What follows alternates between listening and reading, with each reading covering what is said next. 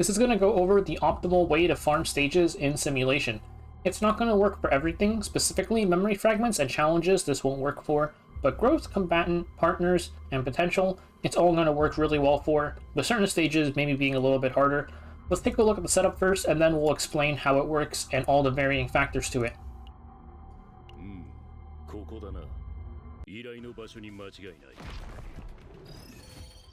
So the way this strat works is you just fill your entire deck with maneuvering fires. So you walk into the stage and you just unload all your maneuvering fires and you'll be done. They did mention that they're going to improve the auto AI a little bit, so this should hopefully go a little bit faster. If you want a manual, you can also do that. I'm just going to do this. I'm going to turn this off. And then we can just 1, 2, 3, 4, 5. So very, very fast clears. Maneuvering Fire, for anybody not familiar, it's just a card that gives you a initiation card, AoE damage. And pretty much, if you can get 5 of them on a character, it's really, really nice because of what we just did. You can just full clear the entire wave. I have 5 Maneuvering Fires on my Hugo. I also intentionally targeted the Hunting Instincts upgrade that wouldn't give him the initiation on it. There's going to be varying levels of efficiency to this. So I cleared the entire first wave with my Hugo. I don't have a 3rd Ranger built. I'm waiting to get the selector for Veronica. And then once I do that, I'll probably get another like 5 Maneuvering Fire build with Veronica plus her Giant Ballista.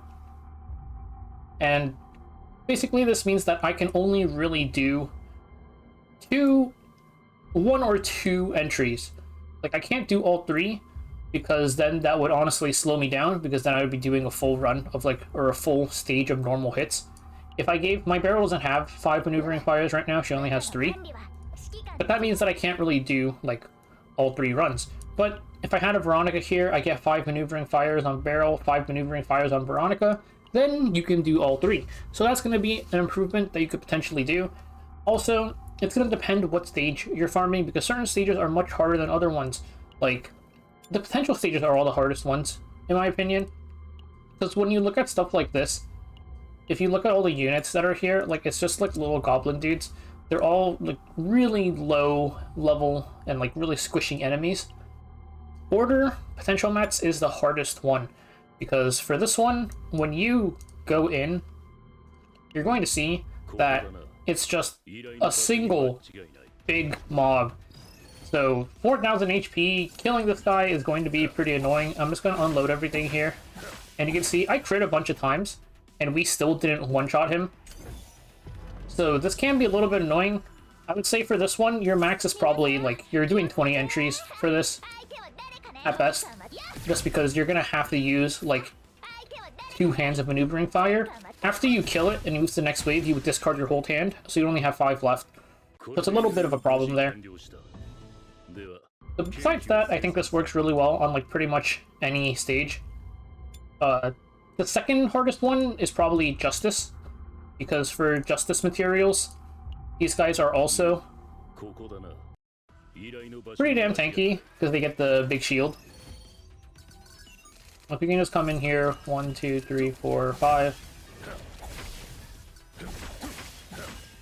And you can see he's got a decent bit of HP left.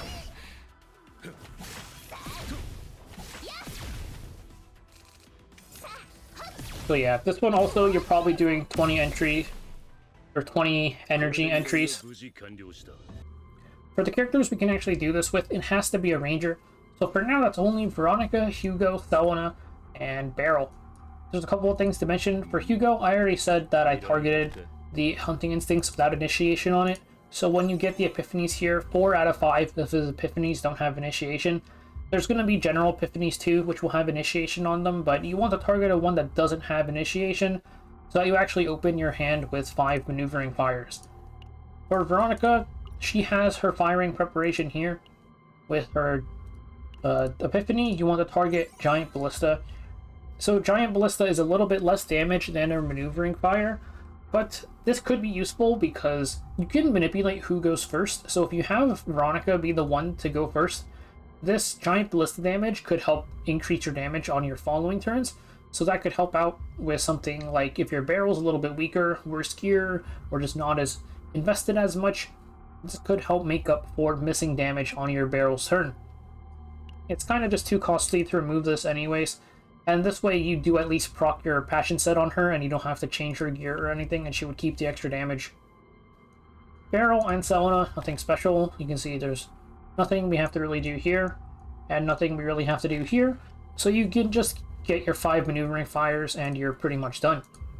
Next up is the actual builds for the characters. Yes, it's just 5 maneuvering fires, but there's a little bit more to it. We're going to take a look at their builds now.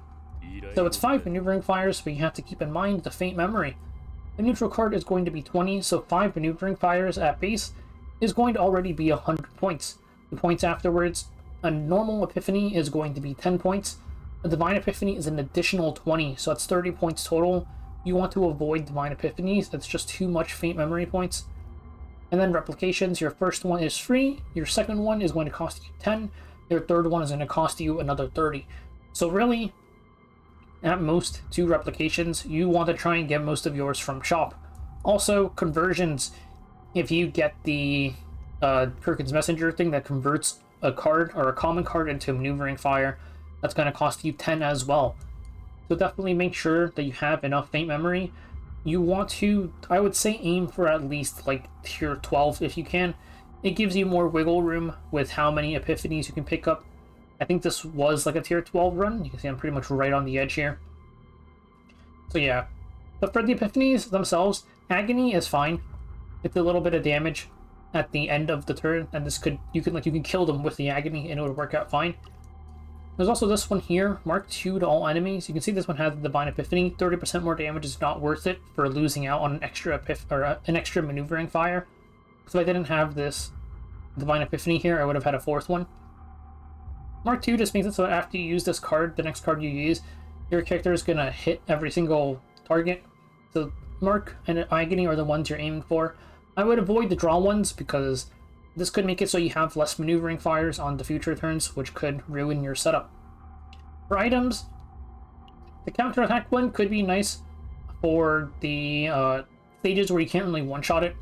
So when they attack you, you'll deal a bit of damage back. Chest piece doesn't really matter too much. For the ring slot, Amorphous Cube is really nice, 25% damage to start a battle, and this stays. And then this one is 30% damage amount. It's slightly better than Cube. This is from the Laboratory Zero. For the weapon, Obsidian Sword is nice, 12% damage amount general. And the best weapon to pick up, as we're also going to move into how to farm for this stuff, but I recommend farming in Laboratory Zero. One of the items you can pick up here is going to be this thing here at the bottom. Foggy Crystal Ball increases the damage amount of attack cards with 0 cost by 40%. Maneuvering Fire is a 0 cost card, so it's 40% extra damage on your maneuvering fires. This is a mythic item though, so you're not really guaranteed to get it. And I guess in the case of Veronica, you lose out on damage on Giant Ballista, but it's definitely worth picking this up anyways. So this is the best weapon, it's just a little bit hard to get. So this is one of the reasons I think you should farm in Laboratory Zero. The other is just because I think doing this in Laboratory Zero versus Zero System is a lot cheaper. There's also the other item, the whatever, like, emblem. It's 5% extra damage though, not that big of a deal. It's a lot easier doing it here than Zero System, I think. For the modifiers you're going for, you actually want to avoid loss. Usually loss is really easy to deal with, but in my opinion, because specifically we're aiming to buy a bunch of maneuvering fires, you kind of don't want loss here. Something like this is probably doable. Like, Gangrene is free, Elite isn't bad. You can just spam refresh until you get something that you feel like is pretty easy. I'm going to try and avoid loss and Plague and Tyrant. Okay, whatever. I could be here forever. Pretty much just avoid loss. I think loss is like the really bad one. that you're trying to like not hit. Like this is pretty free. It's only tier 11, but if you go in, it'll be tier 12 for nightmare mode, so we have 140 trail data to work with. Also, like if you don't finish the run, you can just keep on trying it, so it's fine. For the if you don't think you can do it on difficulty 8, just do it on difficulty 7 or something, and again just refresh this until you find one that you can do. When you enter at the very start, there's Kirkin's Messenger or whatever. You could opt to reset on this until you get a maneuvering fire immediately. There's going to be 2 cards or 2 like choices.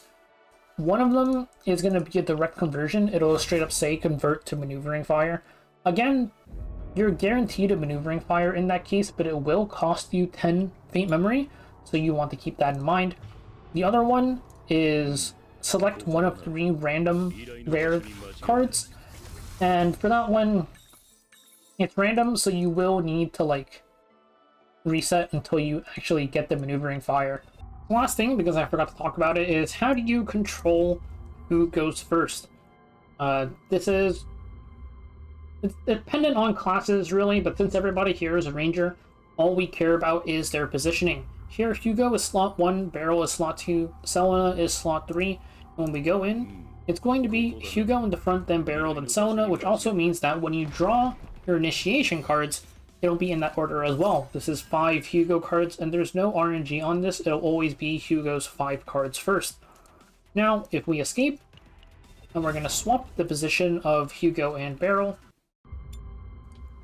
Let's put Hugo here and Beryl here. And we're actually going to do one more thing. I'm going to put in Mika here, and I'm going to swap. Or let's not put in Mika, because Mika's it's based on class changes, which position you're in as well. So I'm going to take Mika back out, and we're just going to put in Selena. Oops, I forgot to put in Hugo. We're going to do it like this. Selena doesn't have any maneuvering fires on her, but we should see Beryl's cards ahead of Hugo now. Beryl standing in front, and we see Beryl's 3 maneuvering fires ahead of Hugo's. So that is the guide for clearing through your simulations as fast as possible. It does take quite a bit to set up, but I think long run it'll be worth it to make your farming faster.